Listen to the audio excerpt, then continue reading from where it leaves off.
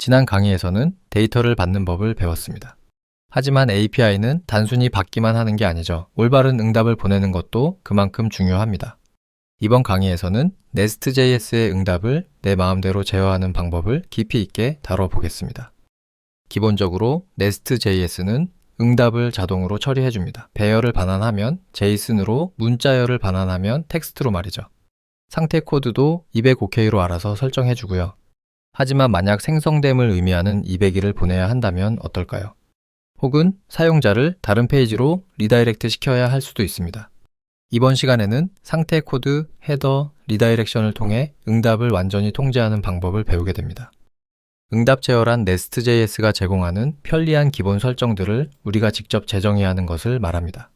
Nest.js는 응답 데이터의 형식은 잘 처리해주지만 그 응답에 담긴 더 깊은 의미, 즉 메타데이터는 우리가 직접 설정해야 할 때가 많습니다. 여기서 핵심 메타데이터가 바로 상태 코드와 헤더입니다.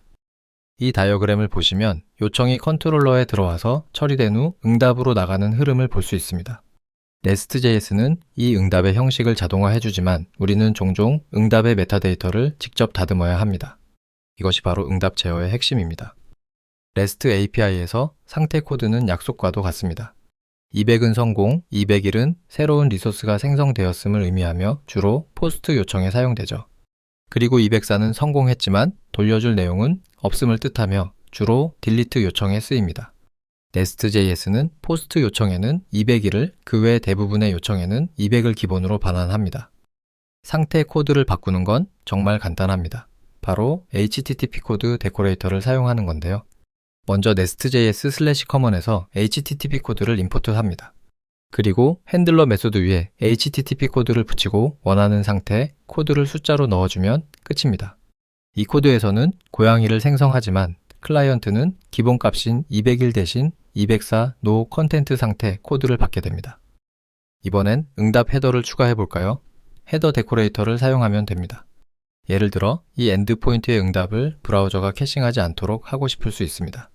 이때 헤더 데코레이터에 캐시 컨트롤과 노 스토어를 인자로 전달하면 됩니다.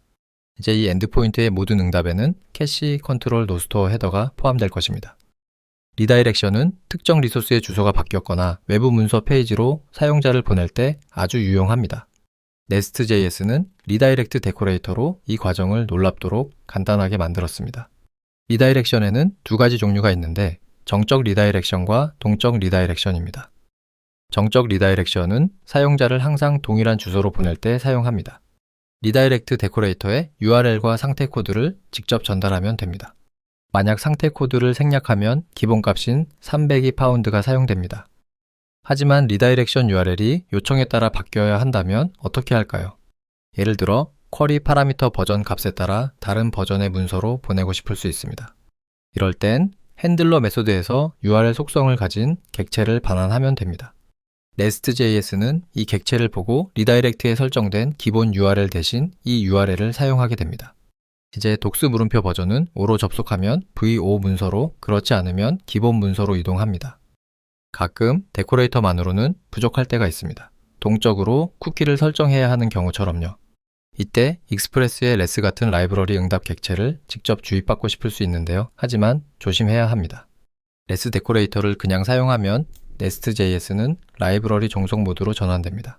이 모드에서는 JSON 자동 직렬화나 인터셉터 같은 Nest.js의 편리한 기능들이 동작하지 않게 돼요. 하지만 pass-through true 옵션을 주면 네이티브 객체에 접근하면서도 Nest.js의 기능을 그대로 유지할 수 있습니다. 레스 데코레이터에 pass-through true 객체를 전달하면 됩니다.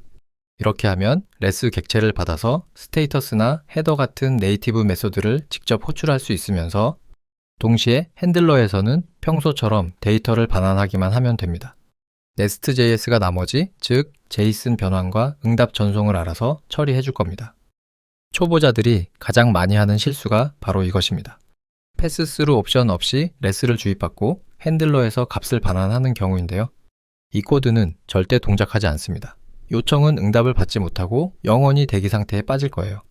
왜냐하면 레스를 쓰는 순간 Nest.js에게 이제부터 응답은 내가 직접 처리할게 라고 선언한 셈인데 정작 res.send나 res.json 같은 메소드를 호출해서 응답을 보내주지 않았기 때문입니다. 자, 오늘 배운 내용을 정리해 보겠습니다. 첫째, 상태 코드를 바꾸려면 HTTP 코드를 사용합니다. 둘째, 정적인 헤더를 추가하려면 헤더를 사용하죠.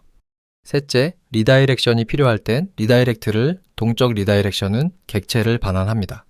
마지막으로 네이티브 응답 객체를 만지면서도 nest.js의 기능을 유지하고 싶다면 레스 데코레이터에 패스스루 true를 담은 객체를 전달하는 것을 잊지 마세요.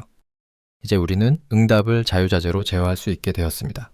하지만 바디 같은 데코레이터만으로는 부족할 때가 있죠. 다음 시간에는 원시 요청 객체의 세부 정보에 접근하는 방법을 알아보겠습니다.